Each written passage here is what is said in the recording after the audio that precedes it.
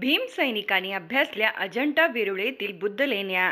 Milind college Marathwada विद्यापीठ यांना दिल्या भेटी. डॉक्टर आंबेडकर विचार मंचद्वारा आयोजित भीम विचार प्रसार संकल्प दौऱ्यामध्ये सहभागी झालेल्या 100 भीमसैनिकांनी औरंगाबाद येथील अजंठा आणि वेरूळ येथील बुद्ध लेण्या पहिल्या एकाच दगडामध्ये कोरलेल्या अजंठा येथील एकूण 26 गृहातील विविध बुद्धांच्या मूर्त्या आणि लेण्या पाहिल्या. तसेच वेरूळ शिल्पकला सर्वांनी अभ्यासपूर्वक अनुभवल्या. या लेण्यांचे मुख्य वैशिष्ट्य म्हणजे दगडाच्या एकाच थरामध्ये सर्व लेण्या, मूर्त्या व बौद्ध स्तूप उभे केले आहेत. हे नयनरम्य शिल्पकला सर्वांनी अनुभवले. यानंतर औरंगाबाद येथे डॉक्टर बाबासाहेब आंबेडकर यांनी स्थापन केलेल्या मिलिंद विद्यापीठाला भेट देण्यात आली. या ठिकाणी बाबासाहेबांनी स्वतः लावलेली बोधी वृक्ष, भगवान गौतम बुद्धांची मूर्ती आणि डॉक्टर बाबासाहेब आंबेडकरांच्या वापरात आलेल्या सर्व वस्तूंचे प्रदर्शन पाहण्यात आले. डॉक्टर आंबेडकर विचार मंच अध्यक्ष प्राध्यापक सुरेश कांबळे यांनी मिलिंद कॉलेज व डॉक्टर बाबासाहेब आंबेडकरांच्या बद्दल माध्यमांना माहिती दिली. विचार संकल्प दौरा या अनुषंगाने आम्ही आयोजित केलेल्या वेगवेगळ्या विचारधारेचं डॉक्टर बाबासाहेब आंबेडकरांनी जे योगदान दिलेलं आहे समाजासाठी, त्या योगदान दिलेल्या ठिकाणी आम्ही भेट देत असताना आज मिलिंद महाविद्यालयामध्ये आम्ही आलो आणि खऱ्या अर्थानं आम्हाला सर्व भीमसैनिकांना खूप आनंद झाला. आणि या आनंदाचा अर्थ असा की तळागाळातले लोक या ठिकाणी केवळ 30 रुपये मूल्य देऊन या ठिकाणी फी देऊन शिकावेत, अशा व्यापक शिका संघटित वा संघर्ष करा हा खऱ्या अर्थानं समाज मनामध्ये पेरण्याचा प्रयत्न केला. आणि 100 भीमसैनिकांनी भेट दिल्यामुळं अतिशय या ठिकाणी बाबासाहेबांच्याबद्दल अभिमान आणि स्वतःबद्दल या ठिकाणी ज्या बाबासाहेबांच्या सहवासात राहिलो याचा सर्वांना अभिमान वाटला. आणि खऱ्या अर्थानं हा आनंदाचा क्षण आम्हाला कुठल्या शब्दात साजरा करायचा हे सांगता येईल. धन्यवाद. ठीक आहे. बाबासाहेबांच्या हाताने निर्मिती केलेलं जे बोधिवृक्ष आहे त्या बोधिवृक्षाचं या ठिकाणी त्यांनी वृक्षारोपण केलं होतं आणि आज महाकाय वृक्षारोप या ठिकाणी झालेलं आहे. आणि त्याचं सुद्धा या ठिकाणी प्रत्येकाने गळा भेट घेतले आणि बाबासाहेबांच्या विचारधारेला आत्मसात करून समाज मनामध्ये चांगला विचार करण्याचा संकल्प या भीमसैनिकांनी केलं. याचा अभिमान डॉक्टर आंबेडकर विचारमधला आहे, याबद्दल दुमत नाही. औरंगाबाद येथील डॉक्टर बाबासाहेब आंबेडकर मराठवाडा विद्यापीठाला सुद्धा भेट दिली. या विद्यापीठाच्या लढा दिलेले बेळगाव जिल्ह्याचे दलित नेते मल्लेशांना चौगुले यांनी नामांतरासाठी उभारलेल्या लढ्यामध्ये त्यावेळेच्या आठवणींना उजाळा माध्यमांच्या समोर दिला.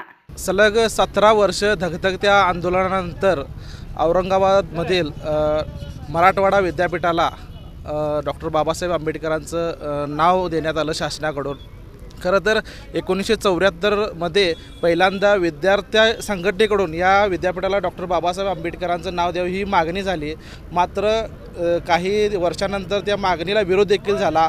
या मागणीला विरोध होत असताना देशातील अनेक दलित संघटनांनी या विद्यापीठाला डॉक्टर बाबासाहेब आंबेडकरांचं नाव देण्यात यावं ही मागणी केली. आणि कर्नाटक, महाराष्ट्रातील, देशभरातील अनेक दलित नेते या ठिकाणी येऊन गेलेले आणि त्यापैकीच एक आपल्यासोबत आहेत बेळगाव जिल्ह्याचे दलित नेते मल्लेश चौगुले. सर, काय सांगाल तुम्ही या नामांतराच्या लढ्यात होता त्यावेळचा प्रसंग काय सांगाल? नामांतराला आम्ही 78 नंतर खरी सुरुवात केली. ते समोर जे ज्योत आपल्याला दिसत आहे आज त्या सर्वांना मी जे इथं शहीद झाले त्यांना जयभीम करतो आणि बाबासाहेबांना वंदन करतो. त्यावेळेचा काळ असा होता की आम्ही प्रत्येक वेळेला गुलबर्गा, विजापूर, बेंगळूर, कोलार व बेळगाव येथील कार्यकर्ते नामांतराच्या प्रश्नाला आम्ही इथं येत होतो. आज इथं आम्ही ह्या सुटापुटात आहे. परंतु एक काळ असा होता की समोर जे आपल्याला ग्राउंड दिसतं आहे त्या ठिकाणी आम्हाला कपडे काढून असे मारले होते की शेवटी फक्त आम्ही फाटक्या चड्डीवर आम्ही पळत जावं लागलं. सर, एक मिनिट. या ठिकाणी आंदोलन होत असताना कर्नाटकातील किती दलित नेते या ठिकाणी सहभागी होते? किती जणांच्यावर गुन्हा दाखल झाला होता? त्यावेळेला जवळजवळ 100च्या वरती कार्यकर्ते होते. गुलबर्गा, विजापूर, कोलार, बेंगळूर आणि बेळगाव असे. पण आम्ही त्यावेळेला एवढं स्ट्रॉंग होतो की पहिला आम्हाला संघर्ष टीम म्हणून नाव ठेवत होते. इथं काय पण झालं की पहिला आम्हीच जात होतो आणि पहिलाच मार खात होतो आणि त्यांना विरोध पण करत होतो. त्यावेळेला कर्नाटकाचं सुद्धा या विद्यापीठाच्या नामांतराला फार मोठं कॉन्ट्रिब्युशन आहे. परंतु ज्यावेळेला आपले भाऊ शहीद झाले त्यावेळेला आम्ही सगळं पेटून उठावं लागलं. मुंबईला आम्ही अटक केले, यानंतर इथं अटक केले, पुण्याला सुद्धा अटक केले.